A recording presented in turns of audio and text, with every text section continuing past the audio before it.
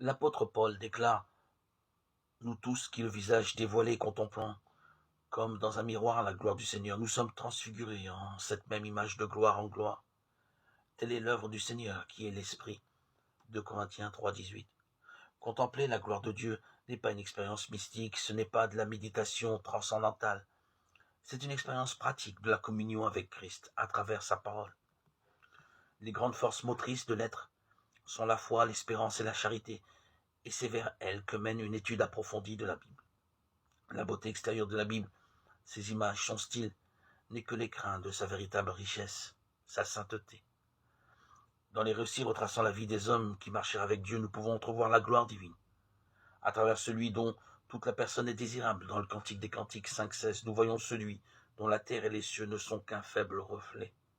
Et moi, quand j'aurai été levé de la terre, j'attirerai tous les hommes à moi. Jean 12,32.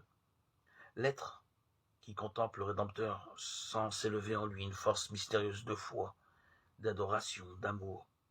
Le regard fixé sur le Christ, il se transforme à la ressemblance de celui qu'il adore. Aucun disciple ne peut grandir et être transformé à la ressemblance de son maître sans une étude quotidienne de la parole de Dieu.